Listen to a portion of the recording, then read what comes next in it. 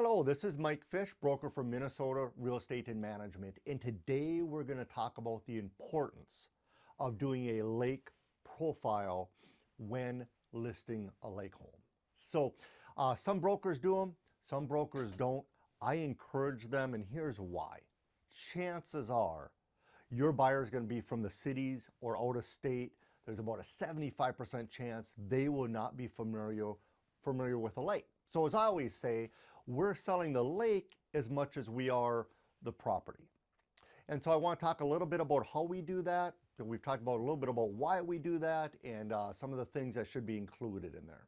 So a lot of folks know that I do inside videos, outside video tours, and lake profiles. We're putting that as a supplement on the MLS, and I'm sending those links out to any potential buyer. Whether it's a buyer agent that says, hey, I might have a buyer, or someone contacts us, we like to send out those additional videos and information. And on that lake profile, of course, we're going to talk about the size of the lake, the water quality, the depth of the lake, kind of the vibe of the lake. As much as we can, put as many links as we can. Are there restaurants, activities, winter activities, summer activities?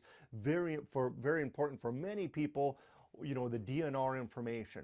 What type of fish, are being caught, et cetera, et cetera. So putting together that separate lake profile can be really important. Over the years, with all the lake homes I've sold and all the buyers I've represented, I've learned over and over and over. One of the big questions is it a quality lake? What about the lake?